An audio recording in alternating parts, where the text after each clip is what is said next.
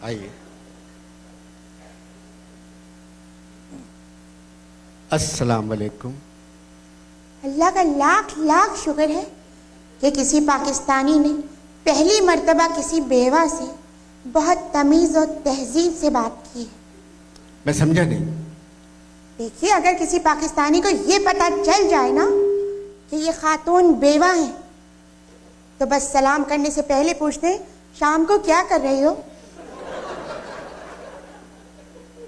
आप कैसी बात कर रही हैं? पाकिस्तान मुसलमानों का मुल्क है। हाँ, तो मुसलमानों को 4 शादियों की इजाजत है ना।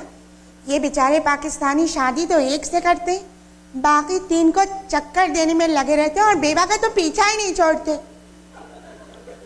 आप बेवा कब हुई? भाई, बेवा ऑटोमेटिक तो नहीं होते। मेरे मियाँ मर गए, मैं बेवा हो गई। हालांकि इसमें ऑटो का बड़ा दखल था। आपके बेवा होने में ऑटो का दखल? वो कैसे? जी देखिए, मेरे मियाँ ना एक दिन गाड़ी के नीचे लेटे हुए गाड़ी ठीक कर रहे थे। मैं बराबर में खड़ी हुई थी, तो उन्होंने वहीं से कहा, बेगम जरा जैक घुमा के गाड़ी ऊपर कर दो।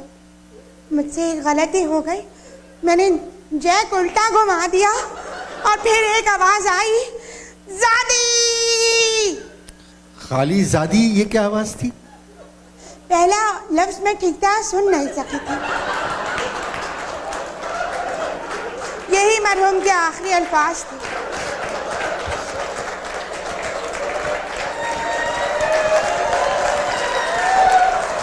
क्या करते थे? जो सारे मियाँ करते हैं वही। नहीं, प्लीज आप मेरा सवाल समझ के जवाब दें।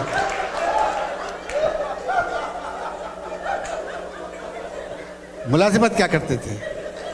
मरते मर गए, मगर मरहूम ने यह नहीं बताया कि क्या करते थे। अब आप क्या करती हैं? मैं अपने कमरे का दरवाजा खोल के सोती हूँ।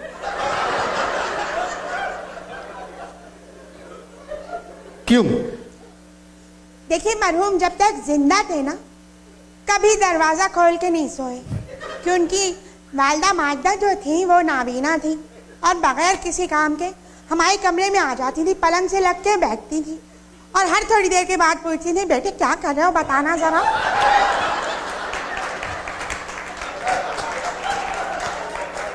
ये जाती बातें रहने दे खुदा के वास्ते। आप ये अच्छा।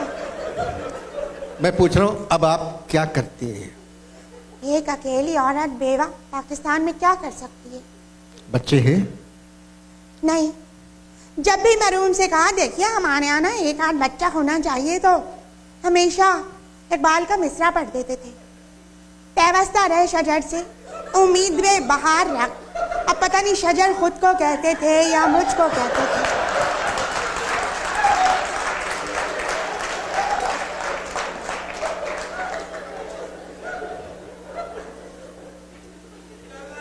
घर का खर्चा कैसे चलता है? वो पड़ोस में एक सिंधी सूबाई वजीर रहते हैं, हमारे मियाँ के दोस्त थे। जब भी मिलते हैं कहते हैं, सुनो, जब तक मैं जिंदा हूं ना, ये समझ लो तुम्हारा मियाँ मरा नहीं है। ये तो बहुत गलत बात है। उनको कहना चाहिए था, जब तक मैं जिंदा हूं तुम्हारा भाई नहीं मरा है। अरे तो मेरा तो कोई भाई नहीं है, वो कैसे कहते हैं ये? अभी परसों मिले थे तो मुझे देख के कहने लगे, जब भी मैं तुझको देखता हूँ मुझको तुझ में सिंध नजर आता है। मैंने कहा, साईं आप लोग तो सिंध के टुकड़े टुकड़े कर रहे हैं। हाँ। उन्होंने क्या कहा? उन्होंने कहा, देखो बाबा, तुम सिर्फ फिगर हो, पॉलिटिकल फिगर नहीं हो, ऐसी बातें मत किया करो। ये सारी बातें आपकी सास को मालूम है? नहीं, अम्मा को तो उन्होंने, साईं ने पहले ही इलाज के लिए दादू भिजवा दिया है। दादू में कौन सा डॉक्टर है? साईं ने मना किया था कि डॉक्टर का नाम ना पूछे, क्योंकि उनको भी नहीं मालूम। आपसे मिलकर खुशी हुई। आप अपना कार्ड देंगे?